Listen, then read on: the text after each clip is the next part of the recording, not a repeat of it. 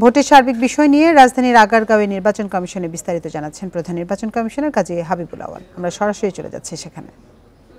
ভূমিকা আমরা এটাও শুনেছি মিডিয়ার কিছু কর্মীও আহত হয়েছেন কোথাও কোথাও, তারা সাহস করে ছবি তুলতে গেছেন, তারাও হয়তো হেনস্থার শিকার হয়েছেন। আমরা সঠিক তথ্য এখনো পাইনি। যারা আপনার আহত হয়েছেন হাতাহাতিতে, টোটাল 33 জনের মতো হতে পারে হাতাহাতিতে, এবং একজন দুজন তার মধ্যে কিছুটা গুরুতর হতে পারে। গতকালকে রাতে বোধহয় একটা আহতের ঘটনা ঘটেছে, যেটা একজনের হাত কেটে গেছে, আমি স্বচক্ষে দেখলাম। সেটা বেশ গুরুতর একটা আঘাত। এবং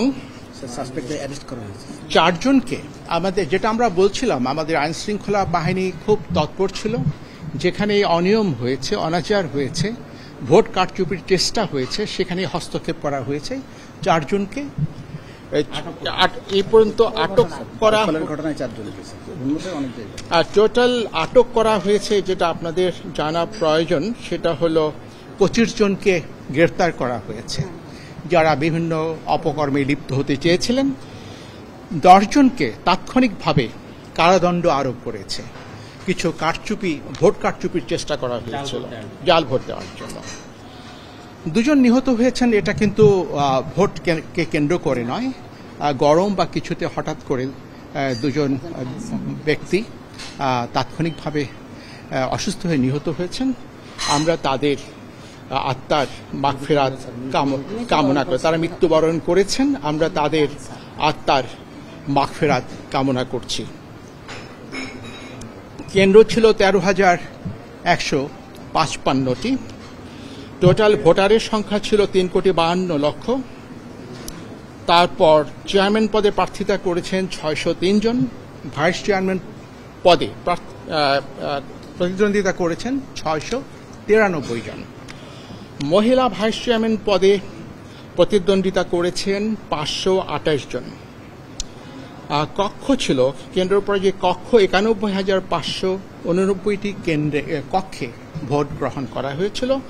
মোটামুটি এটাই ছিল আমার তরফ থেকে আপনাদেরকে প্রদান করার মতো তথ্য আজকের নির্বাচন প্রসঙ্গে।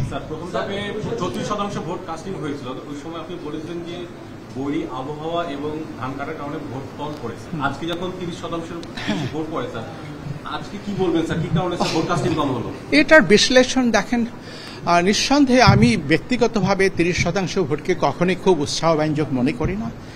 একটা বড় প্রধানতম কারণ হতে পারে দেশের একটা বড় রাজনৈতিক দল তারা প্রকাশ্যে এবং ঘোষণা দিয়ে ভোট বর্জন করেছে এবং জনগণকে ভোট প্রদানেও নিরুৎসাহিত করেছে। যে কোনো গণতান্ত্রিক দেশে ব্যবস্থায় এই ধরনের চেষ্টা হতে পারে, মানে পক্ষ বিপক্ষ থাকতে পারে। তো আমাদের ভোট নিয়ে কোনো সংকট নেই, সংকটটি হচ্ছে রাজনীতিতে। আমি মনে করি রাজনীতি যদি আরও সুস্থ ধারায় প্রবাহিত হয় আগামীতে হয়তো ভোটের যে স্বল্পতার যে সমস্যাটুকু এগুলো কাটিয়ে উঠবে।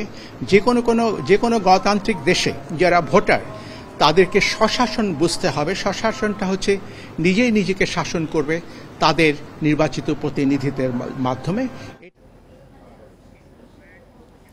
আমরা তখন প্রধান নির্বাচন কমিশনার কাজী হাবিবুল আওয়ালের বক্তব্য শুনছিলাম।